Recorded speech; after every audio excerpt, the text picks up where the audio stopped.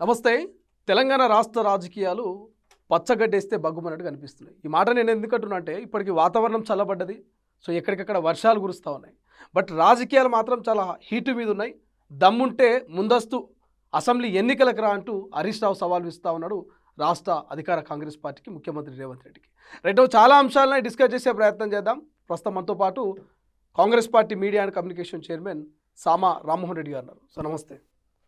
ప్రధానంగా కేటీఆర్ కావచ్చు, ఇటు హరీష్ రావు కావచ్చు, చాలా కామెంట్ చేస్తూ ఉన్నాడు. ఈ మధ్య కాలంలో కామెంట్ చూస్తే మాత్రం చాలా ఆన్సర్స్ ఇవ్వాల్సినటువంటి పరిస్థితి కాంగ్రెస్ మీద ఉన్నది. ఒకటి, ఢిల్లీకి మూటలు మోస్తున్నారని చెప్పి హరీష్ రావు కావచ్చు, లేకపోతే మెట్రో ఫేజ్ 2 దాదాపు 30,000 కోట్ల స్కామ్ ఉందనేది కేటీఆర్ మాటలు కావచ్చు. వీటన్నిటి చూస్తూ ఉంటే ఏమనిపిస్తుంది? ముందస్తు ఎన్నికలకు మీరు సిద్ధంగా ఉన్నారా?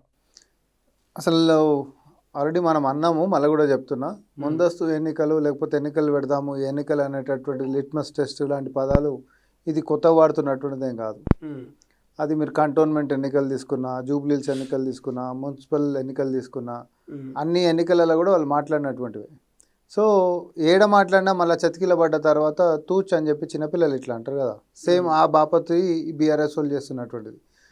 నీకు నిజంగా సీరియస్నెస్ ఉండి ఏదైనా అంశం మీద ఇప్పటి వరకు బీఆర్ఎస్ వాళ్ళు ఒక కాగితం పట్టుకొని వచ్చి పలానా దాంట్లో పలానా ఇష్యూ అవుతుంది కాబట్టి ఇగో ఇది దీని మీద ప్రజల ముందుకు మేము వస్తున్నామని ఉందా, లేకపోతే గాలి మాటలు మాట్లాడుతుందా? కేవలం గాలి మాటలు మాట్లాడుకుంటే రాజకీయాలు చేద్దాం అనుకుంటే ప్రజలు కూడా వాళ్ళని గాలి లెక్కనే చూస్తారు, లైట్ తీసుకుంటారు చాలా. ఓకే, కానీ ఇప్పుడు కొన్ని సర్వేలు వచ్చినాయి. ఆ సర్వేల లెక్కల ప్రకారం కావచ్చు, లేకపోతే కాంగ్రెస్కు ఉన్న మైనస్లు కావచ్చు, ఇవన్నీ చూస్తే మళ్ళీ మేమే వస్తాం, 80 స్థానాల్లో గెలుస్తాం అనేది కేటీఆర్ చెప్తున్నాడు. ఈ మధ్యకాలంలో మనం చూస్తూ ఉన్నాం, ప్రజల్లోకి పోతా ఉన్నారు, ప్రజలతో మాట్లాడే ప్రయత్నం చేస్తున్నారు. ప్రజలు ఇచ్చిన ఫీడ్బ్యాకే మేము మళ్ళీ అధికారంలోకి వస్తాం 2028 అనేది కేటీఆర్ చెప్తున్న మాట. ఎవరు చేసుకున్న సర్వే, ఎవరు చేపించుకున్న సర్వే, లేకపోతే ఎక్కడ చేసిన సర్వే? నీ సర్వేలు నువ్వు చేయించుకొని నా మార్కులు నువ్వు అంటే నీ మార్కులు నువ్వే రాసుకుంటే గవే కనిపిస్తాయి ప్రోగ్రెస్ రిపోర్ట్. నా మార్కులు నేను కనిపిస్తే నావే కనిపిస్తాయి. ప్రజల్లో ఉంటున్నటువంటిది ఏంటిది? బేరీజ్ వేసుకుంటారు కదా ఎవరైనా కూడా. ఇప్పుడు 10 ఎక్కువనా 20 ఎక్కువనా అంటే దాని చిన్నపిల్లని అడిగిన చెప్తారు కదా 20 ఎక్కువనే కదా సార్ అని చెప్పి. నీ హాయంలో ఉంటున్నటువంటి సంక్షేమాలు నా హాయంలో ఉంటున్నటువంటి సంక్షేమాలు, నీ హాయంలో ఉంటున్నటువంటి ఉపాధి అవకాశాలు నా హాయంలో ఉంటున్నటువంటి ఉపాధి అవకాశాలు, నీ హాయంలో ఉంటున్నటువంటి ఏది డెమోక్రసీ, లేకపోతే నా హాయంలో ఉంటున్నటువంటి ప్రజాస్వామ్యం డెమోక్రసీ. ప్రజలకి కనీసం అడగనీయకుండా ఆ రోజు అరాచకపు పరిపాలన ఎట్లా జరిగిందో నిలువెత్తు సాక్ష్యం నువ్వు కూడా కదా శ్రీశైలం. ఈరోజు ఎట్లుంది? ఇప్పుడు ప్రజలు నిజంగా సంతృప్తిగా ఉన్నారన్న? తెలంగాణ ప్రజలు నిజంగా కాంగ్రెస్ పరిపాలనలో ఈ 2.5 సంవత్సరాల్లో సంతృప్తిగా ఉన్నారా అంటే ఏం చెప్తారు? బీఆర్ఎస్ బీజేపీ కంటే కాంగ్రెస్ పార్టీ చాలా బెటర్ అనేటటువంటి ఉద్దేశంలో మాత్రం ప్రజలు స్పష్టంగా ఉన్నారు. ఎందుకనంటే 100కు 100 మందిని నువ్వు సంతృప్తి పరచలేవు. 100కు 100 మందిని నువ్వు సంతృప్తి పరచలేవు. ఏ ఒక్క దేవుడినే మొత్తం 100 మంది మొక్కుతారా అబ్బా? సమాజం మొత్తం కలిసి ఒకటే దేవుని మొక్కుతారా? ఒకటే దేవుని నమ్ముతారా? అంత దేవుడికే ఒకటే దిక్కు లేనటువంటిది ఈరోజు ఒక పరిపాలన అనేటటువంటిది అందరు 100కు 100 మంది ఒక్కడి దిక్కే ఉంటారు అనేటటువంటిది న్యాచురల్ కాదు కదా అసలు. సో ఈ పార్టీని నమ్ముకొని ఓటేసినటువంటి వాళ్ళు, లేకపోతే ఆ పార్టీ బాగుందని ఓటేసుకున్నటువంటి వాళ్ళు, లేకపోతే బీజేపీకి ఓటేసుకున్నారు, ఎవరు ఎక్కడైనా వేసుకొని, కానీ అందరు బేరీజ్ వేసుకుంటే నిజమే కదా బీఆర్ఎస్ కంటే కాంగ్రెస్ పార్టీ మంచి చేస్తుంది అనేది మాత్రం చాలా స్పష్టంగా అనిపిస్తుంది కదా. నగరంలో నివసించేటటువంటి వాళ్ళకి మాదక ద్రవ్యాల మీద మనం ఎట్లాంటి యాక్షన్ తీసుకుంటున్నామో, లేకపోతే హైడ్రా పేరు మీద ఈరోజు రోడ్ల మీద నీళ్లు నిలబడొద్దు అనేటట్టు దాని మీద చర్యలు ఎట్లా తీసుకుంటున్నామో, అడుగున ఆటంకాలు మీరు కలిగిస్తున్నప్పటికీ కూడా అన్నిటిని కూడా బ్రేక్ చేసుకుంటే మనం ముందుకు పోతున్నటువంటి మన యొక్క ప్రయత్నం వెంట తెలంగాణ ప్రజలు నిలబడుతున్నారు. శ్రీశైలం ప్రతిపక్ష నాయకులు నిలబడాలని మనం ఏం కోరుకోం, కానీ ప్రతిపక్ష నాయకులు ఒక కన్స్ట్రక్టివ్ క్రిటిసిజం చేస్తే దాంట్లో మనం గిట్ట ఏమైనా తప్పులు ఉంటే దాన్ని సరిదిద్దుకొని మరి ఇంకా బెటర్ చేసుకుంటూ పోవాలనే ఆలోచన చేస్తాం. కానీ దురదృష్టం ఏంటంటే తెలంగాణలో ప్రతిపక్షం అనేటటువంటిది కేవలం అధికార పక్షాన్ని వ్యక్తిగతంగా దూషించాలి, లేకపోతే వారి యొక్క అధికారాన్ని తీసేసేయాలి, లేకపోతే మనం మాత్రమే అధికారంలో ఉండాలి, లేకపోతే తెలంగాణ సర్వనాశనం అయిపోవాలనేటటువంటి ఒక దురుద్దేశంతో బీఆర్ఎస్ పార్టీ ముందుకు పోతాం. కానీ ఇప్పుడు రామన్న ప్రధానంగా 2,500 రూపాయల మహిళలకు ఇవ్వాల్సిన డబ్బులు కావచ్చు, లేకపోతే 2 లక్షల ఉద్యోగాలు కావచ్చు, లేకపోతే పెన్షన్ల పెంపు కావచ్చు, ఇట్లా చెప్పుకుంటూ పోతే కొన్ని అంశాలు ఉన్నాయి. ఇవన్నీ వాస్తవమా కాదంటే మీరు ఒప్పుకుంటారా? ఇవన్నీ కూడా ప్రజలకు మీరు ఇంకా కూడా నెరవేర్చలేరు, హామీ తీర్చలేరు మీరు? 100%. సపోజ్ 100 హామీలు ఇచ్చినాం అనుకోండి, ఒకటితోటి మొదలవుతుంది కదా, 100 దాకా రావు కదా. దాంట్లో కూడా ఒకటితోటి మొదలవుతున్నప్పుడు ఈరోజు ఆరోగ్యశ్రీ 5 లక్షల నుంచి 10 లక్షలు చేసుకుంటూ పోతే మహిళలకు ఉచిత రవాణా బస్సులలో తీసుకొని వచ్చేటటువంటి అంశమైనా, లేకపోతే బీఆర్ఎస్కి కాంగ్రెస్కి తేడా చూస్తే వాళ్ళకి పంచినటువంటి చీరల క్వాలిటీల దాకా కాంగ్రెస్ పార్టీ పరిపాలన ఏంది అనేటట్టు మమ్మల్ని కాదు ధరించినటువంటి మన సోదరి మనలని అడిగితే చెప్తారు. గతంలో అందరు కలిసి తీసుకొని వచ్చి ఒక కాడ తగలబెట్టేసినటువంటి చరిత్రలు మనం చూసినాం. అవి సాక్ష్యం. ఈరోజు అట్లాంటి పరిస్థితి ఏమైనా ఉందా? ఎందుకు అనంటే ప్రజలే మనమే ప్రజలు, ఈ ప్రభుత్వ సొమ్ము అనేటటువంటి ప్రజలకు చేరాలనేటటువంటి ఉద్దేశంతో మహిళలకు సంబంధించినటువంటి కూడా సోలార్ ప్యానెల్ దాకా కాంట్రాక్ట్లు అదానీలకు అంబానీలకు ఇవ్వకుండా మన మహిళలు సంపన్నం కావాలి, తద్వారా వాళ్ళకి లబ్ధి జరగాలని చెప్పి యూనిఫామ్స్ కుట్టేటటువంటి వ్యవస్థ కాడికించి సోలార్ ప్యానెల్స్ కాంట్రాక్ట్ దాకా ఆర్టీసీ బస్సులు హైర్ పెట్టేటటువంటి దాకా కూడా మహిళా మనులని మన ఆడబిడ్డల్ని మనం ఏమంటారు బలోపేతం చేసుకునేటటువంటి కృషి చేస్తూ ఉన్నాం. ఇది గతంలో ఎందుకో జరగలేదే. ఇది మహిళలు నడితే చెప్తారు. పేద గూడు కట్టుకుంటున్నది గూడే లేనటువంటి వాళ్ళకి ఈరోజు పేద గూడు అంటే చిన్నది. మనం ఈరోజు ఏమి డూప్లెక్స్లు కట్టిస్తున్నాం, ట్రిప్లెక్స్లు కట్టిస్తున్నాం మనం అంటలే. ఒక వర్షం పడితే ఎండ పడితే చిన్నపిల్లల్ని తీసుకొని పోయి ఒక ఇల్లు ఉండాలి, ఒక పక్క ఇల్లు ఉండాలి, పేదోడు బతికేసేకంతా ఉండేటట్టు ఉండాలని ఈరోజు ఇందిరం ఇల్లు మనం కట్టించుకుంటూ పోతా ఉన్నాం. మరి నీ 10 సంవత్సరాలు అట్లాంటివి ఏం జరగలేదే. ఎందుకో మరి నువ్వు రేషన్ కార్డులు కూడా ఇవ్వలేదు, మనం రేషన్ కార్డులు కూడా ఇస్తున్నాము. ఎందుకో నువ్వు సన్న బియ్యం పెట్టలేదు, మనం సన్న బియ్యం పెడుతున్నాము. సో 1 నుంచి 100 దాకా మనం కొన్ని విషయాలు అనుకుంటున్నప్పుడు ఏవి ఎట్లా వెసులుబాటు అయితే ఆ రోజు ఉంటున్నటువంటి ఆర్థిక పరిస్థితులన్నీ దృష్ట్యా ఒక్కొక్కటి ఆర్థిక క్రమశిక్షణతో చేసుకుంటూ పోతున్నాం శిష్యులు. సో ఏ రాజకీయ పార్టీ అయినా స్వతంత్ర భారతదేశంలో మేనిఫెస్టో ఒకటి ఇచ్చినప్పుడు 100% చేసుకుంటూ పోయినరు అనేటట్టుంది. ఒకటి నువ్వు నాకు చూపెట్టు. 2014 బీజేపీ మేనిఫెస్టో చదువుదామా, లేకపోతే 2014 బీఆర్ఎస్ మేనిఫెస్టో చదువుదామా? బీఆర్ఎస్ మేనిఫెస్టోని అయితే 2014 తీసుకొని 2023 డిసెంబర్ దాకా తీసుకుందాం. ఆ 2014 మేనిఫెస్టోకి ఇటు అయిపోయిందేమో. సో అక్కడికైనా ప్రజాస్వామ్యం మనం ఎంత స్వేచ్ఛిస్తున్నాం మనం అంటే ఏదైనా అడగడం ప్రజల్లో ఉంటున్నటువంటి హక్కే. కానీ ఆర్థిక క్రమశిక్షణ ఒక్కొక్కటి చేసుకుంటూ పోదాం. మనము 15,000 మనం అన్నం రైతు భరోసా, 12,000 ఫస్ట్ మనం చేసినాం. ఎందుకంటే ఈరోజు ఎంత శక్తి ఉందో అంత చేసుకుంటూ పోదామని చెప్పానన్నాం. ఇక్కడ దాచుకొని 4 గోడల మధ్యలో మాట్లాడుకొని సీక్రెట్గా చేసేటటువంటి వ్యవహారమే లేదు. తెరిచిన పుస్తకం ఇది. కానీ ఇప్పుడు ఇదే రైతు భరోసా మీద ప్రతిపక్షాలు చాలా ఘాటుగా స్పందిస్తున్నాయి. రైతులను నిండా ముంచిరు.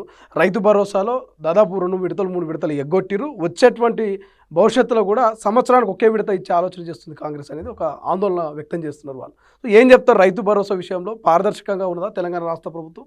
ఇప్పుడు 100% పారదర్శకంగా లేకపోతే సీక్రెట్గా అయితే ఏం లేదు కదా. ఎక్కువ శాతం సుమారు ఈరోజు 86% ఉంటున్నటువంటి చిన్న సన్నకారు రైతులు ఎవరైతే ఉన్నారో, తక్కువ ఎకరాలు ఉండి పాపం దాని మీదనే బతుకు తెరువు చేసుకునేటటువంటి వాళ్ళందరూ మొదటి ప్రాధాన్యతతో మనం వేస్తున్నాం. తర్వాత సరే 100 ఎకరాల దాకా ఉంటున్నటువంటి వాళ్ళకి ద్వితీయ ప్రాధాన్యతలో మనం వేసుకుంటూ పోతున్నాం. కానీ నేననేది ఏంటంటే నీ హయాంలో నువ్వు అసలు వరేస్తేనే ఉరి అంటున్నటువంటి పరిస్థితి నీకుండే. నీ అప్పుడు నువ్వు కూడా ఎగ్గొట్టినావు. ఇదే అసెంబ్లీలో మనం కూడా మాట్లాడినాం. కేవలం ఎన్నికలు వస్తే ఎన్నికలు సాయంత్రం దాకా జనాలు ఇంకా బయటకు వస్తలేరని మధ్యాహ్నం పూట నువ్వు రైతు బంద్ చేసినటువంటి పరిస్థితులు ఉండే. ఈరోజు అట్లా ప్రజలని ఏదో ఏమంటారు మాయమంత్రాలు లెక్క చేసేసేటటువంటి రాజకీయం మనం ఏం చేస్తలేం కదా. రైతులకు ఈరోజు సన్న ఓట్లు వేస్తే 500 రూపాయలు బోనస్ మనం ఇస్తూ ఉన్నాం. మరి నువ్వెందుకు అది చేస్తలేవు? తాల్తరుగు అనేటటువంటి కొర్రీలు పెట్టి రైతుల కాడికించి అప్పనంగా దోసుకున్నటువంటి విధానం నీది ఉండే. కానీ మనం అట్లేం చేస్తలేమే. ఒకవేళ కొనుగోలు ఆలస్యమైనప్పటికీ కూడా తడిసిన ధాన్యమైనా కూడా మనం ప్రొక్యూర్మెంట్ చేద్దాం, ఇబ్బంది ఏం లేదు అని రికార్డు స్థాయిలలో ఈరోజు 82 లక్షల మెట్రిక్ టన్నుల యొక్క ధాన్యాన్ని మనం ఈరోజు తీసుకున్నాం శ్రీశైలం. ఇది చరిత్ర. రికార్డులు అయితే తప్పులేని చెప్పావు కదా. ఇప్పుడు నేనేం అడుగుతా అంటే బీఆర్ఎస్ పార్టీని, నువ్వు గింత పండించినప్పుడే నాకు భారం అయిపోతుంది వరేస్తే ఊరన్నావు. ఈరోజు ఇంత పంట వస్తున్నప్పటికీ కూడా మనం భారం తీసుకొని రైతులకు మాత్రం మీ కొంట మెట్టి పరిస్థితుల్లో మనకు మాత్రం న్యాయం చేస్తామని మనం అంటున్నాం. నాకు తేడా లేదా? ఇప్పుడు రైతుల మీద గింత ప్రేమ కాంగ్రెస్ ఎందుకు యూరియా విషయంలో తప్పు చేస్తుంది? గత 1 year బ్యాకే సేమ్ చాలా ఇబ్బందులు పడ్డది. అప్పుడు ముందస్తుగా మీరు కేంద్రాన్ని అడగలేదని ఒక సాకు చెప్పే ప్రయత్నం చేశారు. కానీ ఇప్పుడు ఎందుకు షాప్లో లేని యూరియాను యాప్లో ఉన్నట్టుగా ఈ యాప్ సిస్టాన్ని ఎందుకు తీసుకొచ్చారు తెర మీదకి? ఇప్పుడు నేను ఒకటే చెప్తున్నా, యాప్ అనేటటువంటిది పారదర్శకతకి పర్యాపదం లెక్క మనం చూడాలి. ఎందుకనంటే నీకు యూరియా ఇచ్చేది ఎవరు? రాష్ట్ర సర్కార్ కాదు. మొదటి పాయింట్ కేంద్ర సర్కార్. కేంద్ర సర్కార్ సపోజ్ మనం ఒక 10 లక్షల టన్నులు మనం అడిగినాం అనుకో, ఆయన 4 లక్షల టన్నులే మనకి ఇటు ఇచ్చిండు అనుకో, ఎంత ఉంటుంది కింద? ఎంత ఉంటుంది కింద? ఎంత ఉంటుంది? మనం అడిగింది ఎంత, వాళ్ళ ఆడికించి వచ్చింది ఎంత? ఇవన్నీ యాప్లో అప్డేట్ మొత్తం ఉన్నాయి. ప్రతిది మొత్తం ఉంది. కానీ ఇక్కడ జరుగుతుంది ఏంటంటే బీజేపీ చేసేది వాళ్ళు ఇచ్చేటటువంటిది మనం ఇవ్వకుండా మేము ఇచ్చేసినాము కానీ వాళ్ళు చేస్తున్నారు అని చెప్పి పడగలిసి మన మీద వేస్తుండ్రు. మీరు దానికి ఎందుకు కౌంటర్ ఇస్తున్నారు? ఇప్పుడు నేను మొన్న ఒక బీజేపీ నేత ఇంటర్వ్యూ చేసిన, ఆయన ఏం చెప్తా ఉన్నాడు, మమ్మల్ని అడగంది మేము ఎందుకు ఇస్తాం, ఇతర రాష్ట్రాల్లో రానటువంటి యూరియా కొరత తెలంగాణ రాష్ట్రానికి ఎందుకు వస్తుంది? సో ముందస్తుగా మీరు ప్రీ ప్లానెడ్గా మాకు ఇంత స్టాక్ అవసరం ఉందని కేంద్రానికి రిక్వెస్ట్ చేసుకోవాల్సిన బాధ్యత ఉంటుంది. సో అది రాష్ట్ర ప్రభుత్వం సరిగా చేయకపోతే మేమేం చేస్తామనేది బీజేపీ నాయకులు చెప్తున్నారు. ఇది ఎట్లా ఉంది అని అంటే పిల్లలు ఆకలి అవుతుందని అడగకపోతే నేనెందుకు పెడతా అని చెప్పి అమ్మ అంటదా? అంటదా? లేకపోతే పిల్లలు తినలేదా, పలానా సీజన్ వచ్చేసింది, ఇప్పుడు యూరియా అవసరం ప్రతి రాష్ట్రాలకి, ఎంత ఏమంటారు వరి వేసిండ్రు, లేకపోతే ఎన్ని నాట్లు వేసిండ్రు, ఎన్ని ఎకరాలలో ఈరోజు అది చేస్తున్నారు, వ్యవసాయం చేస్తున్నారు, ఎంత అవసరం ఉంటుంది అనేది నీకు కూడా తెలుసు. ఆయన చెప్పింది అబద్ధం. కాబట్టి నేను ఒకటేమంటా అంటే రాష్ట్రం నుంచి ప్రతిపాదనలు ఎంత పోవాలో అంత పోతాయి. బీజేపీ నేను అందుకనే అన్నా, ఈడనే కాదు యూరియా కొరత అనేది వాళ్ళ ఉంటున్నటువంటి వాళ్ళ రాష్ట్రాలలో కూడా ఉండే. ఇది కేవలం that was not limited to Telangana, యావత్ ఉండే. అక్కడ జరుగుతున్నటువంటి యుద్ధ వాతావరణమే అనుకోండి, రష్యాకి మనకు ఉంటున్నటువంటి అంశాలే అనుకోండి, యూరియా అనేటటువంటి దిగుమతే కేంద్రం నుంచి వైఫల్యమైంది కాబట్టి దాన్ని సాకులు చెప్పుకునే ప్రయత్నం చేసిండ్రు. సరే, మనమేమంటున్నాం, ఈరోజు రామగుండం ఉందబ్బా, రామగుండం నా రాష్ట్రంలోనే ఉంది. నా రాష్ట్రంలో ఉంటున్నప్పుడు మొదటి ప్రాధాన్యత నా రాష్ట్రానికే పెద్ద భాగం సింహభాగం ఇవ్వడమే కాదు, మొత్తం కూడా మాకే ఇచ్చేసాయి. మాకేదో కొద్ది గొప్ప ఇచ్చేసేసి మిగతాదంతా మీ కాడికి ఎత్తుకొని పోతానుడు ఎందుకు? మూసుకున్నటువంటి కంపెనీని అసలు మన్మోహన్ సింగ్ గారు ఉంటున్నప్పుడు తెరిపించుకోనికే దానికి బడ్జెట్ ఇచ్చిండు, దానికి కాలయాపన చేసి మరీ చేసిండ్రు. కానీ అట్లాంటప్పుడు ఈ రాష్ట్రంలో ఉంటున్నటువంటి రామగుండం ఫెర్టిలైజర్స్ కంపెనీకి నుంచి వచ్చేటట్టు మొత్తం తెలంగాణకి ఇవ్వాలనేటటువంటి ప్రతిపాదన మనం పెట్టినాం. బీజేపీ వాళ్ళు నిజే ఇంటర్వ్యూలో కూర్చోబెట్టాడు. ఎందుకు ఇస్తలేరు సార్? అసలు నిజంగానే తెలంగాణలో ఉంది కదా, మాకు ఆల్రెడీ కొరత ఉంది కదా, అడగందే ఇయ్యరు కదా మీరు. పోనీ మేము ఇప్పుడు అడుగుతున్నాం, రామగుండంని మొత్తం మాకే కేటాయించమని అడుగుతున్నాం, చేయమను. మెట్రో ఎక్స్టెన్షన్ నోరు తెచ్చి అడగకపోతే ఇయ్యరు కదా. ఈ అడగము ఇయ్యము అనేటటువంటిది గత 10 సంవత్సరాలు వాళ్ళు చూపించినటువంటి సినిమా శ్రీశైలం. సరే, ఇప్పుడు నేను ఎక్కడికే వస్తున్నా, ఈ మెట్రో ఫేజ్ 2లో 30,000 కోట్ల స్కామ్ ఇది. రేవంత్ రెడ్డి తమ్ముళ్ళకు బామర్దులకు కట్టబెట్టాలనేది ప్లాన్ అనేది కేటీఆర్ చెప్తున్నాడు. వాస్తవం అంటారా? దీన్ని అంగీకరిస్తారా?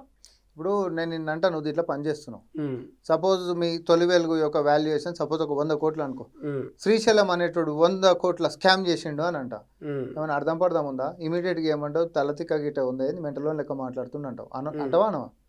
ఇంకా ఆ మెంటలోడే కేటీఆర్. మరి మనం ఏం చేస్తాం దానికి? మెట్రోకి 30,000 కోట్ల కుంభకోణం ఏ రకంగా పొడిగా మాట్లాడు. ఇందాక నేను అదే మాట, ఢిల్లీలోనేమో కొట్లాడతారు, సారీ గల్లీలోనేమో కొట్లాడతారు, ఢిల్లీకి పోతేనేమో కలుస్తారు, దోస్తాన్ చేస్తారు అనేది కేటీఆర్ అంటున్నాడు. కిషన్ రెడ్డి విషయంలో మీరు అంతకుముందు ఎప్పుడైతే ఢిల్లీకి పోకముందు ఇక్కడ చాలా ఒక రకంగా యుద్ధ వాతావరణమే కనిపించింది. ఇటు కిషన్ రెడ్డి, ఇటు కాంగ్రెస్, కిషన్ రెడ్డి కాంగ్రెస్, కిషన్ రెడ్డి కాంగ్రెస్. బట్ ఢిల్లీకి పోగానే కలిసిపోయారు అనేది కేటీఆర్ చెప్తున్నాం. ఎట్లా కలిసి ఫోటోకి ఫోజులు ఇస్తే కలిసిపోయినట్ట? నువ్వు నాకు అది చెప్పు. ఫోటోకి ఫోజులు ఇస్తే కలిసిపోయినట్ట? ఎట్లా కలిసిపోయినట్టు? ఇప్పుడు అట్లా అంటే నరేంద్ర మోడీ గారు పాకిస్తాన్లో ఒక రోజు పోయి ఫంక్షన్ కూడా అటెండే వచ్చిండు. పాకిస్తాన్ నరేంద్ర మోడీ గారు ఒకటైపోయినట్ట? ఏమైనా అర్థం పడదాం ఉందా మనం మాట మాట్లాడితే? ఇద్దరు కలిసి అక్కడ చర్చ ఎందుకు? మనం ఓపెన్ ఛాలెంజ్ చేసినాం, కిషన్ రెడ్డి నీకు దమ్ముంటే అడిగిరా, వాళ్ళని వాళ్ళు అపాయింట్మెంట్లు ఇప్పి మన మెట్రో గురించి నువ్వు కూడా కొట్లాడు, లేకపోతే మీరు చేస్తున్నటువంటి కుట్రాపూర్త రాజకీయం మొత్తం మేము తెలంగాణ ప్రజలకు చెప్తాం 4 కోట్ల మందికి అని చెప్పి ముఖ్యమంత్రి గారు చెప్పారు ప్రెస్ మీట్ పెట్టి. ఎందుకు మెట్రో ఎక్స్టెన్షన్ కాదు? తెలంగాణ మెట్రో, హైదరాబాద్ మెట్రో అనేటటువంటిది దేశంలోనే నెంబర్ 2 ఉంటున్నటువంటిది ఈరోజు 9వ స్థానం కంటే కిందికి వెళ్ళిపోయింది. అందరికి వస్తుంది ఎట్లా, మనకు రాదు ఎట్లా? పాతోడు అంటే పనికిమాలినోడు 9.5 సంవత్సరాలు అధికారంలో ఉన్నప్పటికీ ఏ రోజు అడిగింది లేదు, అడిగింది మేమెందుకు ఇస్తాం అనేటటువంటి రొటీన్ డైలాగ్ మీకు కూడా ఒకటి ఉండే. కానీ మేము ఎన్నిసార్లు అడుగుతున్నాం, మరి నువ్వెందుకు ఇస్తలేవు చెప్పు అనేది బీజేపీని కార్నర్ చేసేటటువంటిది పారదర్శకంగా మన గౌరవనీయులు ముఖ్యమంత్రి వర్యులు చేసిండ్రు. అడగకపోతే వాళ్ళు అడిగింది మేము ఎందుకు ఇస్తామని ఇప్పుడే నువ్వు నన్ను అడిగినావు. ఇన్నిసార్లు అడుగుతున్నాం శ్రీశైలం, ఇన్నిసార్లు తిరుగుతున్నాం. ఒకసారి డిపిఆర్ ఇచ్చినాం, ఒకసారి కాదు 2024లోనే మనం డిపిఆర్ ఫస్ట్ ఇచ్చినాం, తర్వాత 25 ఇచ్చినాం, మళ్ళీ 26 ఇచ్చినాం. ఎన్నిసార్లు వంకలు పెట్టినా పచ్చిగా అందరికి అర్థమయ్యేటట్టు గిట్ట నేను చెప్పాలి అని అంటే, ఒక సామాన్యుడు ఏదైనా ఒక ఫైల్ దాని గురించి ఒక పని గురించి అధికారి కాడ తిరిగేటప్పుడు రేపురా రేపురా రేపురా రేపురా అని లాస్ట్కి వచ్చేసేస్తే గట్ల కాదు కానీ ఇట్లా చేద్దామని పంపించేసిండు అనుకో, ఆ సామాన్యుడి పరిస్థితి ఎట్లుంటుందో ఈరోజు రాష్ట్రం పరిస్థితి అట్లనే ఉంది. సో ఈరోజు మనం చేసేటటువంటి అన్ని డాక్యుమెంట్లు నువ్వు ఏమేమి అడిగినావు అన్నీ తీసుకొని పోయినా, సంఖ్యలో పెట్టుకొని ఫైల్లో తీసుకొని, ఓసారి ఇది ఇమ్మన్నావు, ఓసారి ఇది ఇమ్మన్నావు, ఓసారి అట్ట చేయమన్నావు, ఓసారి ఇట్లా చేయమన్నావు, ఈసారి ఇట్లా రాయకు ఇట్లా రాయమన్నావు. ఎన్ని రకాలుగా నువ్వు డిపిఆర్ మార్పించినా అన్ని రకాలుగా మేము చేసినాం సార్. ఇక మా దిక్కుకేంచి ఏం పని లేదు. ఇక ఈ రాష్ట్రం బాధ్యత కేంద్రానికి సహకరించి వాళ్ళు ఇప్పించినటువంటి సూచనలు మొత్తం కూడా తూచా తప్పకుండా మేము పాటించినాం. ఇప్పుడు లాస్ట్కి మీటింగ్ తర్వాత కిషన్ రెడ్డి అండ్ బీజేపీ కేంద్ర సర్కార్ ఏమన్నది, 2 నెలల ఇంతకంటే బెటర్గా మేము చేస్తామని అన్నది. ఇప్పుడు నేను తెలంగాణ సమాజాన్ని ఏం కోరుకుంటున్నా అంటే, ఆల్రెడీ క్లాక్ స్టార్ట్ అయింది, వారం మీద అయిపోయింది. ఈ 2 నెలల గిట్ట మెట్రో ఎక్స్టెన్షన్ గిట్ట లేకపోతే రోడ్లు ఎక్కి తెలంగాణ ప్రజానికానికి మొత్తం చైతన్యం పరిచే బాధ్యత మేము తీసుకుంటాం. మరి 2 నెలలు అయిపోయింది, కేంద్రానికి మెట్రో ఎందుకు తెస్తలేవు కిషన్ రెడ్డి అని మళ్ళీ అడుగుతాం. ఇప్పుడు అడిగేటటువంటి దాంట్లో ఇచ్చేటటువంటి దాంట్లో ఇటు కాంగ్రెస్ పాత్ర ఉంటే అది బీజేపీ పాత్ర ఉంది. 10 ఏళ్లలో పండుకున్న పాత్ర ఏడుందో నువ్వు నాకు చెప్పి. ఇప్పుడు ఇక ఈ మెట్రో దాని మీద కొట్లాడినటువంటి పాత్ర ఏడన్నా గిట్ట నీది ఉండేనా? ఏ రోజైనా ఢిల్లీకి తిరిగి వచ్చినావా? ఇట్లాంటిది కొడుకుని పట్టాభిషేకం ఎట్లా చెప్పానో చెప్పు మోడీ గారు అని చెప్పి కాలేలు పట్టుకొచ్చినవి. అది మనం చెప్పింది కాదు, మోడీ గారే వచ్చి హైదరాబాద్లో చెప్పినటువంటిది తెలంగాణలో. నీ నీ ప్రాధాన్యత ఏముండే అంటే పట్టాభిషేకం కొడుకుకి ఎట్లా చేయాలి, బిడ్డకి ఎటు దిక్కు ఆస్తి పంచేయాలి, అల్లుని ఎట్లా బయటికి వెళ్ళగొట్టాలి. నీ రాజకీయాలు మీకుండే మీ ప్రాధాన్యత. కానీ మెట్రోని ఎట్లా ఎక్స్టెండ్ చేయాలి, RRR ఎట్లా పూర్తి చేసుకోవాలి, ఫ్యూచర్ సిటీ ఎట్లా కట్టుకోవాలి, మూసీ ప్రక్షాళన ఇంకెట్లా వేసుకోవాలి, సెమీకండక్టర్ డివైజెస్ సెమీకండక్టర్ కంపెనీలు మనం వీటికి తీసుకొని రావాలి, ఇలాంటి ప్రాధాన్యత మాది ఉంది. ఇప్పుడు ఈ ఫ్యూచర్ సిటీ ఉంటుందా అన్న, ఫ్యూచర్లో ఉంటుందా ఫ్యూచర్ సిటీ? 100% ఉంటుంది, 100%. ఫ్యూచర్ వద్దా మనకి?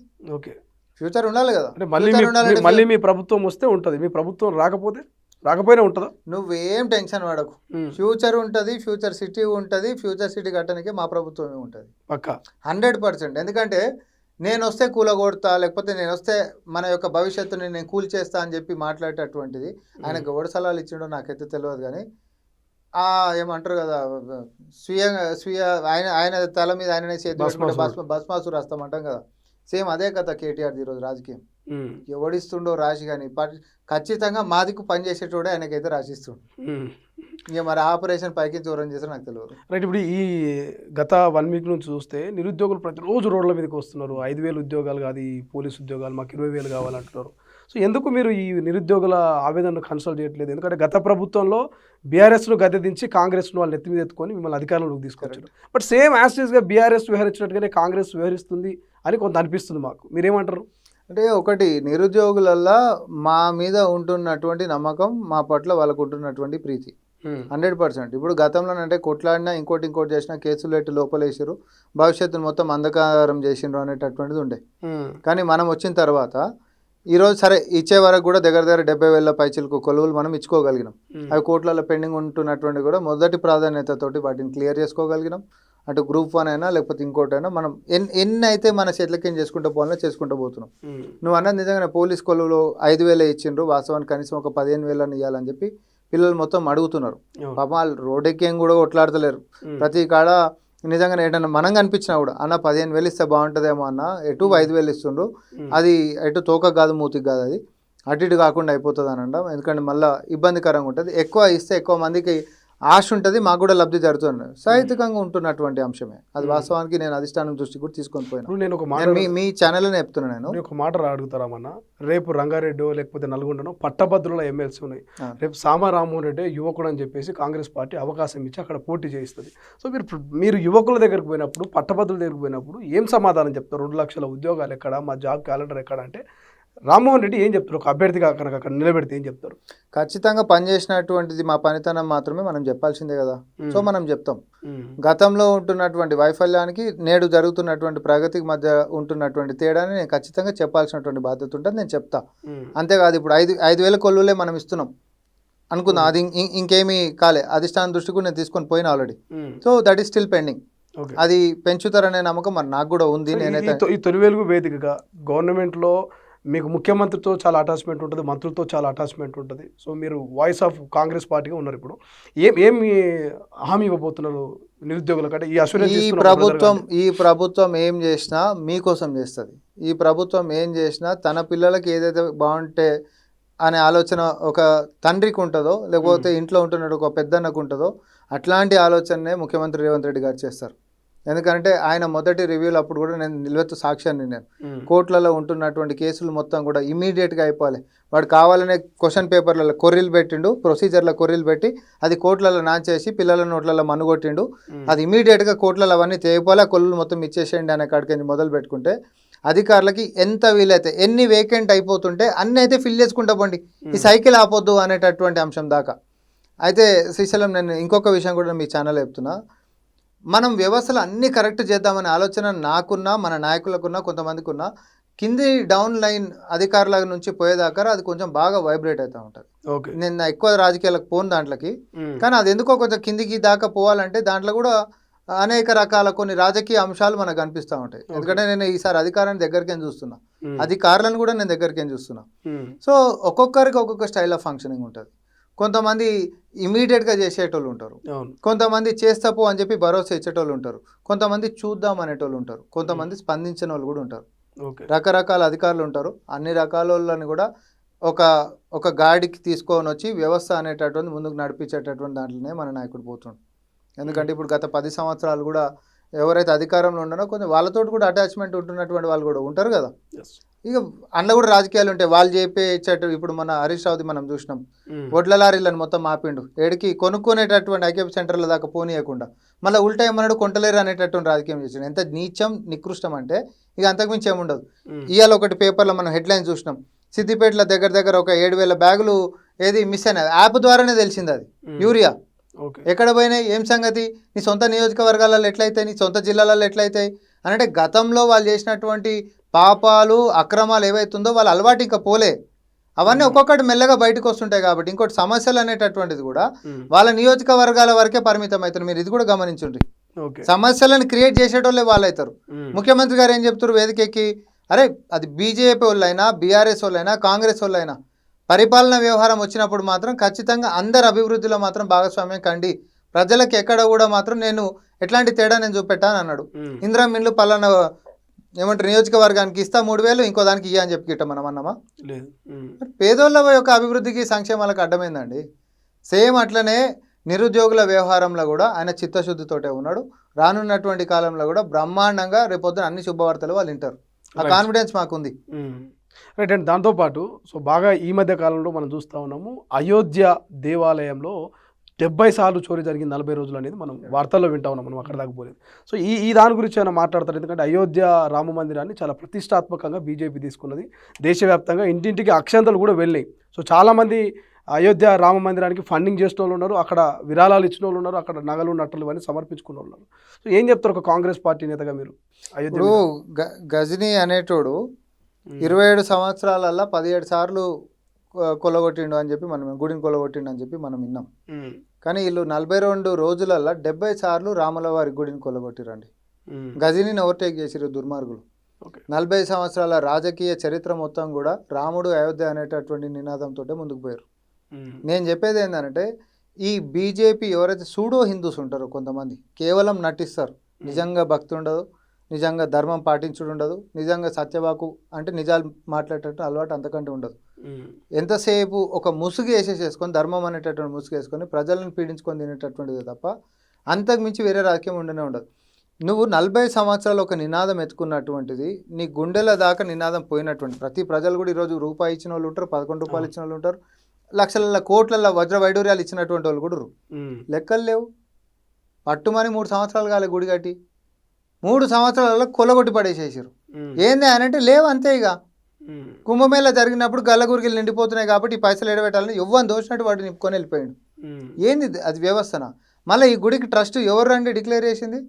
స్వయాన మన ప్రధానమంత్రి నరేంద్ర మోడీ గారు పార్లమెంట్లో 15 మందిలో 12 మందిని ఎవరు అమిత్ షా గారు రిఫర్ చేసినట్టు మీ ఆర్ఎస్ఎస్ సోకాల్డ్ ఆర్ఎస్ఎస్ ధర్మకర్తలు అనుకుంటారా, ధర్మాన్ని కాపాడేటోళ్ళు అంటారా, జీవితాలనే త్యాగం చేయనికి అని చెప్పి బయటికి స్లోగన్స్ ఇస్తారు కదా. మరి దేవుడి వ్యవహారం వచ్చినప్పుడు ఎందుకు కనీసం గుడిని లేకపోతే రాముల వారి పేరు మీద సొమ్ముల్ని కాపాడాలనేటువంటి పరిస్థితి ఉంది. ఇప్పుడు నాకు ఒక డౌట్ అన్న, బయట జనరల్గా ఏదైనా తప్పు చేసిన వాళ్ళు ఏదో పాపం చేస్తే దేవుడి దగ్గరకు పోయి వేడుకుంటారు, నా పాపాలని పోవాలి నీ దగ్గరకు వచ్చినా దండం పెట్టుకుంటారు. కానీ వీళ్ళు గుళ్ళో ఉండి దేవుడి ముందు పాపాలు చేస్తారు అంటే అసలు నిజంగా అది ఎంత ధైర్యం ఉంటుంది? నిజంగా ధర్మం మనం నమ్ముతున్నటువంటి వాడిని జనరల్గా దేవుడి సొమ్ము తింటే పురుగులు పడిపోతారని చెప్పి మనం అందరం నమ్ముతాం జనరల్గా.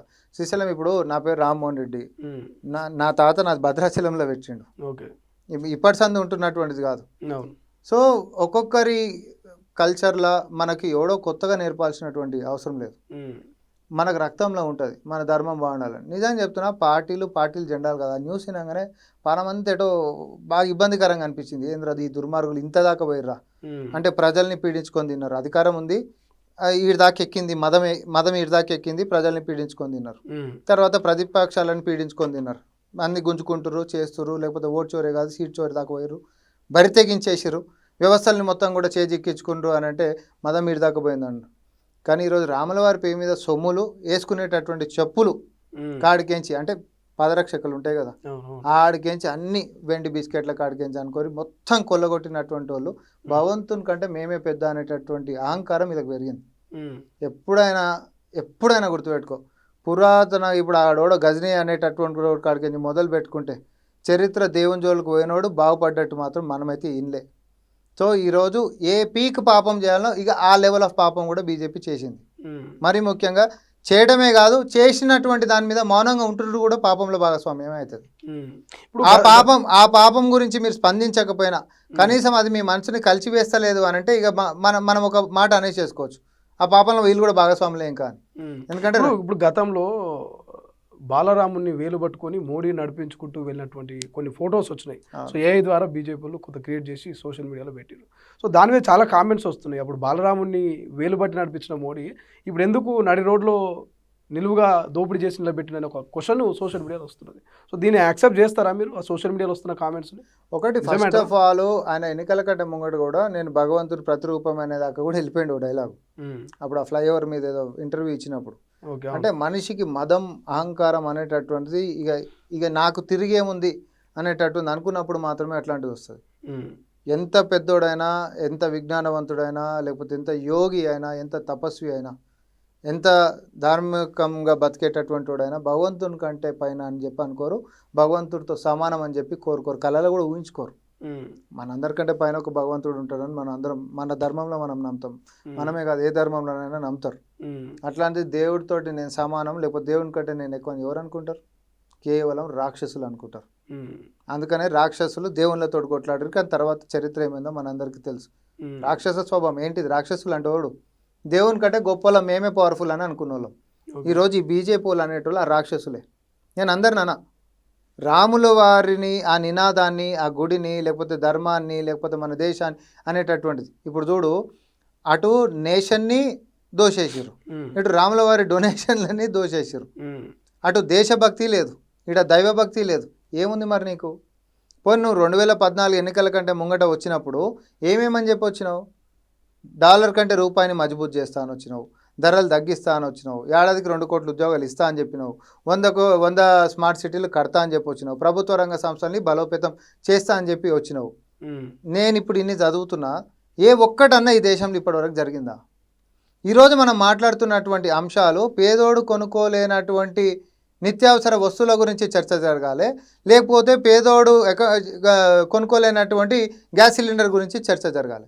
పెట్రోలు, డీజిల్లు, లేకపోతే గ్యాస్లు పెరుగుకుంటూ పోతా ఉన్నాయి. నీకు 4 నెలల 1550 రూపాయలు కమర్షియల్ సిలిండర్ పెరిగింది, లేకపోతే పెట్రోలు, డీజిల్ అడ్డగోలుగా పెరిగినాయి. అవునా, యుద్ధం వచ్చింది కాబట్టి పెంచిర్రు దేశం కోసం అని చెప్పి మాట్లాడారు. మరి యుద్ధం తగ్గిపోయింది, క్రూడ్ మొత్తం తగ్గిపోయింది, మరి ఇప్పుడు పెట్రోల్, డీజిల్ ఎందుకు తగ్గియాలి? ఎందుకు అడుగుతలేం? ఎప్పుడైనా హిట్లర్ కాడ కూడా అంటే ఏముంటుండే తెలుసా? ఒక నమ్మకం, మూఢనమ్మకం, ఒక వ్యక్తి మీద నమ్మకం కాస్త మూఢనమ్మకం అయిందనుకో, ప్రతిదీ దేశభక్తి లెక్కనే కనిపిస్తుంది. కానీ అది దేశభక్త మనందరినీ పతనం చేసేటటువంటి ఒక మూఢనమ్మకమా? ఇప్పుడు ప్రధాన ప్రతిపక్ష నేత రాహుల్ గాంధీ, కాంగ్రెస్ ప్రధాన ప్రతిపక్షం. సో మీ మీద చాలా బాధ్యత ఉంటుంది ఈ అయోధ్య విషయంలో. సో అంటే ప్రతి ఒక్క హిందువు మీద ఉంటుంది, ప్రతి ఒక్కరి మీద ఉంటుంది, బట్ ప్రధానంగా మీ మీద ఉంటుంది. మీరు ఎటువంటి స్టాండ్ తీసుకోబోతుంది నేషనల్ స్థాయిలో అయోధ్య మీద? ఇప్పుడు మనం ప్రజలకే వదిలిపెడతాం. ఎండ్ ఆఫ్ ద డే ప్రతిపక్షం అనేటటువంటిది వాస్తవాలు కన్స్ట్రక్టివ్. ఇప్పుడు బీఆర్ఎస్ వాళ్ళు లెక్క మనం ఉత్తగానే బటగాల్చి మీదేసేటటువంటిది ఉండదు కదా. కన్స్ట్రక్టివ్గా జరుగుతున్నటువంటి అంశాలని, వాస్తవాలని ప్రజలకు చెప్పేటటువంటి వాళ్ళు ఉండాలి. నిజమైన హిందువు ఎవడని చెప్పి నేను నమ్ముతా అంటే ధర్మం దిక్కు నిలబడేటోడు, ధైర్యంగా ఎదిరించేటోడు, ఎవరికి బెదిరేటోడు కాదు. కేవలం దేవుడు నాకు ఉండడు అనే నమ్మకంతో నేనైతే అదే సిద్ధాంతంలో బతుకుతా. సేమ్ ఈరోజు ఈ అధికార పక్షం తప్పు చేస్తుంది అని అంటే అది మేము తప్పు చేసాం, మమ్మల్ని కూడా అన్నారు. నేను అందుకని అంటున్నా, అవునా నిజంగా తప్పు చేసేపు నేను వచ్చి మేము చేయలేదని అంటే నువ్వు మమ్మల్ని అను. కానీ ఈ అధికార పక్షం తప్పుల మీద తప్పులు కాదు, పాపాలు చేసుకుంటూ పోతున్నప్పుడు నువ్వు అడగకపోతే ఏం చేస్తావు? అడుగుతున్నావు. మన నీట్ పరీక్షలు అయినాయి, నీట్ పరీక్షలకు సంబంధించిన పేపర్ లీకేజ్లు అయినాయి, పిల్లలు చచ్చిపోయినరు చాలా మంది. ఈరోజు సుమారు 3 లక్షల పైచీలకు బడ్జెట్, దాని మీద పేరెంట్స్ అందరు కలిసి, అందరిది గిట్ట కలిపితే రాహుల్ గాంధీ గారు ఒక పవర్ పాయింట్ ప్రజెంటేషన్ ఇచ్చిన దాని మీద అందరిది కలిపితే మన బడ్జెట్ కంటే, ఏది విద్య మీద పెట్టేటటువంటి బడ్జెట్ కంటే కూడా 3 రెట్లు ఎక్కువ. అంతటిది పేరెంట్స్ మొత్తం అప్పులు సప్పులు చేసి maximum middle class families, poor backgrounds వాళ్ళే ఉన్నారు. తీసుకొని వస్తే పరీక్షలు విఫలమయ్యాయి. మళ్ళీ పెట్టాలంటే ట్యూషన్లు అంటే ఈ పైసలను ఎడికెన్ తేవాలి? లోన్లు తీసుకొని చదివించిండ్రు, ఎడికెన్ తీసుకొని రావాలి? ఇంత జరిగితే ప్రధానమంత్రి గారు ఎందుకు స్పందించలే? నువ్వు మణిపూర్లో ఆడబిడ్డలని మొత్తం ఏంటిది వివస్త్రలను చేసేసేసి ఊరేగించుకుంటా రాక్షస క్రీడ ఈ దేశంలో జరిగినప్పుడు నువ్వు దాని మీద కూడా స్పందించలే. రాములు వారి యొక్క పే మీదకించి సొమ్ములు పోయినప్పుడు నువ్వు స్పందిస్తలేవు. రోడ్ల మీద 700 మంది రైతులను కాల్చి చంపినప్పుడు నువ్వు స్పందిస్తలేవు. లేకపోతే ఈరోజు పరీక్షలు లీక్ అయితే అదే మంత్రికి నువ్వు చాలా అద్భుతమైనటువంటి పని చేస్తున్నావు అని చెప్పి పుట్టినరోజు శుభాకాంక్షలు చెప్తావు. ఏం సందేశం ఇస్తున్నారు మోడీ గారు మీరు? నాకు దీంట్లో ధర్మము కనిపిస్తలేదు, నాకు దీంట్లో దేశభక్తి కూడా కనిపిస్తలేదు. నేను అడుగుతుంది అయితే గింతే. ఆడు అమెరికా రాని, చైనా రాని, ఎవడన్నా రాని, నా దేశ సార్వభౌమత్వం వ్యవహారం వచ్చినప్పుడు మేము ఎవరిని వదలము అనేటటువంటి ఒక విధానం కాంగ్రెస్ పార్టీ మన్మోహన్ సింగ్ గారు, ఇందిరాగాంధీ గారు వీళ్ళందరూ ఉన్నప్పుడు ఉండే. కానీ ఈరోజు ట్రంప్ అనేటోడు డైరెక్ట్ చేస్తాడు, ఆ డైరెక్షన్ మీద మనం కథానాయకులు లేక మనం మాత్రం కేవలం నటనలు చేస్తామంటే ఎట్లా? వాడు వదిలిపెట్టినటువంటి స్క్రాప్ను మొత్తం కూడా $500 మిలియన్ ఏమంటారు అగ్రిమెంట్లు నువ్వు చేసుకొని వచ్చేసి ఇక్కడ నింపుతామనంటే రేపు పొద్దున అన్ని రంగాలు కూడా ఇక్కడ కుప్పకుల్లో పోతున్నాయి. నేను ఇంటర్వ్యూలో చెప్తా ఉన్నా, రానున్నటువంటి ఎక్కువ సమయం కూడా పట్టదు. అవి గిట్ట జరిగితే నెక్స్ట్ 2-3 ఇయర్స్లో మనం ఎట్లాంటి సిచ్యువేషన్ ఫేస్ చేస్తాం తెలుసా? ముందే చైతన్యం చేసి చెప్పాల్సినటువంటి అవసరం మనకుంది. అది కూడా దేశం కోసం అన్నాం అనుకో, ఇక వానంత తెలివి తక్కువ ఇంకోటి ఉండడు మరి. కానీ మోడీ మొన్న మన్ కీ బాత్లో అనుకుంటా నా మాట విని బంగారం కొనుగోలు తగ్గించినందుకు ధన్యవాదాలు చెప్పినట్టు. నీ మాట విన్నదే సామి, నీ పాలనకి బంగారం కొనుక్కునే పరిస్థితి లేదు జనాలకి. ఓకే, ఆ ధర పెరిగిపోయి వచ్చింది ఎన్నడో. బంగారం కొనే పరిస్థితి ఉందా? నేను పోయి కొనుక్కోమని ఒక 2-3 తులాలు కొనుక్కోపో అంటాను. నేను కిలోలు కూడా కొనుక్కోగలుగుతామా మనం? పోయి కొనుక్కునే పరిస్థితి ఉందా? పో నువ్వు నాకు చెప్పు. ఏడ కొనుక్కునే పరిస్థితి కూడా ఉంచినావా నువ్వు? ఇంకా ఉన్న పైసలు పెట్రోల్ డీజిల్కి ఎట్లా సరిపోతాయి, లేకపోతే ఏమంటారు సౌదలకు ఎట్లా వస్తాయి అనేటటువంటి పరిస్థితికి వచ్చిండ్రు. మ్యాక్సిమం కాంప్రమైజ్ అయ్యారు. ఒక లెవెల్ ఆఫ్ రెస్టారెంట్లో కనీసం తినేటోడు ఏం చేస్తుండే తెలుసా? దాని కింద లెవెల్ ఆఫ్ రెస్టారెంట్లకు వచ్చేసారు. ఒక లెవెల్ ఆఫ్ బండి కొంచెం దూరం పోయి, లేకపోతే పిల్లలతో కలిసి దూరం పోతే ఓ ట్రిప్పో గిప్పో చేసుకుందాం పోయి పిల్లల్ని ఆహ్లాదంగా తిప్పుదాం అనుకునేటోళ్ళు కాంప్రమైజ్ అయిపోయారు. ధరలు పెరిగిపోయినాయి కాబట్టి కొన్ని అంశాలను మనం ఈరోజు కాంప్రమైజ్ చేసుకోవాలి అనేటటువంటి విషయానికి పోయారు. ధరలు పెరిగినాయి అనుకోండి, కాంప్రమైజ్ అయ్యేది స్టాండర్డ్స్. నేను మళ్ళీ చెప్తా ఉన్నా, ఆ స్టాండర్డ్స్ కూడా ఎక్కువ ప్రభావం పడేది ఎవరికో తెలుసా? Middle class, lower middle class, పాపం అంతకంటే కింద స్థాయిలు. మీతోళ్ళకి ఏం కాదు శ్రీశైలం, దేశం 2 భాగాలుగా పోయింది ఈరోజు. బలిసినోడు బాగా బలిసినట్టు వెళ్ళిపోయాడు. వానికి ₹100 కాదు, నువ్వు వానికి ₹1000 లీటర్ పెట్టినా ఇట్లా ఉత్తగా కొనేసుకుంటాడు. కానీ వీనికి ₹10 పెంచినా వాని గుండె లబ్ డబ్ అంటుంది. ఇంకో 10 వేస్తే గుండె అయిపోతుంది. ఆయన పరిస్థితి చూసేటోడు దిక్కులేడు అనేది మా వాదన. నువ్వు వాళ్ళ గురించి ఆలోచించు. 90% దేశం ఈరోజు పరిస్థితులు కాదు, వారి యొక్క అధ్వాన పరిస్థితులను మీరు చూడండి. ఆ చూసేటటువంటి పరిస్థితులలో బీజేపీ సర్కార్ లేదని నేను అంటున్నా.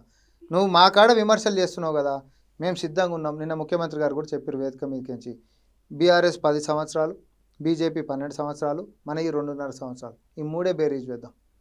నువ్వు ఢిల్లీలో వచ్చింది పెడతావా, మహారాష్ట్రలో అధికారంలోకి వచ్చింది పెడతావా, రాజస్థాన్లో పెడతావా, మధ్యప్రదేశ్ పెడతావా? ఆడ కూడా అధికారంలోకి వచ్చినావు కదా, ఢిల్లీలో వచ్చి ఏడాది అయింది కదా నువ్వు వచ్చి. ఎన్ని హామీలు నువ్వు నెరవేర్చినావో, ఎన్ని హామీలు మేము నెరవేర్చినావో బేరీ చేసుకుందాం రా. నువ్వు ఇన్ని మాట్లాడేది కూడా రేపొద్దు నీ అధికారం రానికనే కదా. నువ్వు అధికారంకి వస్తే నీ స్టైల్ ఆఫ్ ఫంక్షనింగ్ ఎట్లుంటుందో ఆల్రెడీ వేరే రాష్ట్రాలలో చూస్తూనే ఉన్నారు కదా. ఇంతకంటే బెటర్గా నువ్వు ఏడనన్న గిట్ట చేస్తున్నట్టుంటే మేము దేనికంటే దాన్ని సిద్ధం పో. రైట్. ఇక ఇడుపు కాగితము బాగా చర్చ జరుగుతున్న తెలంగాణలో. సో ఇడుపు కాగితం అంటే జనరల్గా మన ఊర్లలో మాట్లాడేటువంటి భాష. ఆ సినిమా టైటిల్ మీద ఆంధ్ర నెటిజన్స్ కామెంట్ చేస్తున్నారు. ఒక్కొక్కరు ఒక్కొక్క అడుగు ముందుకేసి తెలంగాణలో ఆంధ్రలో భూములు కొంటారా, అన్ని డబ్బులు ఉన్నాయా, కట్టలు పెట్టగలుగుతారని చాలా వెటకారంగా, వ్యంగ్యంగా అవమానపరుస్తున్నటువంటి పరిస్థితి. ఏం చెప్తారు ఈ ఇడుపు కాగితం సినిమా స్టోరీ మీద? ఇప్పుడు వాళ్ళకి అర్థం కాకపోతే అర్థం తెలుసుకోవాలి అంతే తప్ప దాన్ని ప్లెయిన్గా చూడాల్సినటువంటిది. ఒకరి భాష యాసకి సంబంధించినటువంటి ఒక సినిమా పేరుతో వచ్చింది అని అంటే దాన్ని గౌరవించాల్సినటువంటి బాధ్యత మన మీద ఉంటుంది. అది కామన్ సెన్స్ మ్యాటర్. దాని మీద కూడా రచ్చ చేసి ఇంకోటి చేసి నోటి దులతోటి ఇష్టం వచ్చేట్టు మాట్లాడతామంటే అది సబబు కాదు. ఎందుకంటే ఎప్పుడైనా మనిషిని నేను గౌరవం, నేను నీకు, నువ్వు నాకు గౌరవం ఇచ్చుకున్నప్పుడు మాత్రమే మన ఇద్దరి మధ్యలో బంధం బాగుంటుంది. కానీ నువ్వు నాకు గౌరవం కానీ నేను మాత్రం నేను అవహేళనగా నేను మాట్లాడతా, లేకపోతే నేను నిన్ను చిన్నగా చేస్తా, లేకపోతే నువ్వు నాకంటే స్థాయి కింద అనేటటువంటి ఆలోచన నేను బుర్రల గిట్ట కలిగించింది అనుకో, లేకపోతే నువ్వు నన్ను తక్కువ చూస్తున్నావు అనేటటువంటిది, నీకు నాకు డిస్టెన్స్ పెరుగుతుంది. ఎవరైనా వివేకవంతులు దూరాన్ని పెంచుకునేటటువంటి విధంగా వ్యవహరించవద్దు. ఈరోజు 2 రాష్ట్రాలు కూడా సరే విడిపోయినా కానీ అన్నదమ్ముల లెక్క మనం కలిసి ఉండాలనేది, ప్రపంచంతో పోటీ పడాలనేటటువంటి ఆలోచనలతోటి మన నాయకులు ముందుకు పోతున్నప్పుడు వాళ్ళని గౌరవించుకుంటా ఇట్లాంటి చిల్లర రాజకీయాలు లేకపోతే బుర్రతక్కువ పనులు చేసేటటువంటి దాంట్లో మనం నిమగ్నం కావద్దు. యువతరం అనేటటువంటిది వేరే రాష్ట్రాలకి ఇండస్ట్రీలు ఎక్కువ పట్టుకొని పోతారు, మన రాష్ట్రాలకి దక్షిణ భారతదేశం తక్కువట్లు వస్తున్నాయి, దాని మీద కన్స్ట్రక్టివ్ చర్చలకు దిగాలి. కానీ ఈడ పేరు నాకు అర్థం కాలేదంటే తెలుసుకోబోయి, నీకు పేరుకి అర్థం కాకపోతే చాలా సినిమాలు మనకు కూడా పేరు తెలియదు. కొరియన్ సిరీస్ల దాకా చూస్తారు, ఈరోజు చూస్తురా లేదా? ఇంగ్లీష్ సినిమాలు బొచ్చాడు చూస్తాం, ఇంగ్లీష్ సినిమాల పేర్లే ఉంటాయి. దాని మీనింగ్ డిక్షనరీలు రిఫర్ చేసుకున్నాక మనకు పేర్లే తెలియదు. అదో పెద్ద రాజకీయమా, రగడనా, లేకపోతే ఇంకేమన్నా అసహనానికి లోనైనప్పుడు మాత్రమే ఇట్లాంటివి జరుగుతూ ఉంటాయి తప్ప దయచేసి గోటితోడు పోయేటటువంటి విషయాలని గొడ్డల దాకా తెచ్చుకోవద్దు. అవివేకుల లెక్క మనం మెలగొద్దు. అన్నదమ్ముల లెక్క ఉండాలనే తప్ప రేపొద్దున మనకు కలిసి కేంద్రం నుంచో ఇంకొక అడిగి నుంచో అన్యాయం జరుగుతుందంటే మనం కలిసి ముందుకు పోవాల్సినటువంటి వాళ్ళు తెలుగు రాష్ట్రాలు 100%. ఎందుకంటే అందరం కలిసి ఉన్నప్పుడు మాత్రమే మనకుంటున్నటువంటి విజ్ఞానం ఏందో ప్రపంచానికి చాటి చెప్పేటటువంటి అవకాశం ఉంటుంది. ఇప్పుడు ఇద్దరం కలిసి ఇట్లా పోవాలబ్బా ముందుకి, నువ్వు ఇట్లా కొట్లాడుకున్నావు అనుకో, నువ్వు ముందుకు పోయేటటువంటిదే ఉండదు కదా. ఇది ఇద్దరు కూడా మంచిగా పోయేటటువంటి విషయం కాదు. ఈ చిల్లర రాజకీయాలు బంద్ చేయాలి. దీని వెనకాల ఎవడు అనేది నాకు తెలుసు కానీ నేను అంటున్నా అది క్షేత్రస్థాయిలో ఉండేటటువంటి సోషల్ మీడియా సోకాల్డ్ స్టార్స్ దగ్గర నుంచి ఉన్నత పదవులలో ఉండేటటువంటి రాజకీయ నాయకుల దాకా మన నోటి దుల బంద్ చేసుకోవాలి. నోటి దులతో మరీ ముఖ్యంగా సెంటిమెంట్స్ ఇక్కడ హర్ట్ అయితే అని తెలిసి కూడా మనం అట్లాంటివి గిట్ట చేస్తే అది ఉద్దేశపూర్వకంగా చేసేటటువంటి అంశాల కిందకే పరిగణింపబడతాయి. మళ్ళీ దానికి సంబంధించినటువంటి పర్యవసానాలు అనేటటువంటిది అందరు మంచోళ్ళు ఏమి ఉండరు. సమాజం దాని తగ్గట్టు రియాక్షన్స్ వస్తుంటాయి. దాని తర్వాత రియాక్షన్స్ వచ్చినాక నేను కరెక్షన్ చేసుకుంటా అంటే మన చేతి దాటిపోతుంది. సో మన ఒళ్ళు మనం దగ్గర పెట్టుకొని ఉండాలని చెప్తున్నాను. Right, thank you so much Rammohan Reddy గారు. సో ఇది మొత్తం మీద తొలి వెలుగు వేదికగా సామా రామ్మోహన్ రెడ్డి నిరుద్యోగులకు కావచ్చు, రైతులకు కావచ్చు, తెలంగాణ ప్రజలకు కావచ్చు ఒక అష్యూరెన్స్ ఇస్తున్నారు. ఈ 2.5 ఏళ్లలో మేము ప్రజల్ని సంతృప్తి పరిచినాం, బట్ ఇంకా మిగిలినవి మేము ఇచ్చిన హామీలు, సో అవి కూడా రానున్నటువంటి భవిష్యత్తులో ఖచ్చితంగా అమలు చేస్తాం. బట్ ప్రతిపక్షాలు ఎన్ని చెప్పినా ఎన్ని సర్వేలు చేసినా మళ్ళీ అధికారంలోకి వచ్చేది మేమే, ఫ్యూచర్ సిటీ ఉంటుంది, ఫ్యూచర్ మాదే అని వల్ల గుద్ది చెప్తున్నటువంటి పరిస్థితి. చూద్దాం ప్రజలు ఎవరి వైపు ఉంటారు, ఏం తీర్పిస్తారు అనేది భవిష్యత్తులో చూడాలి.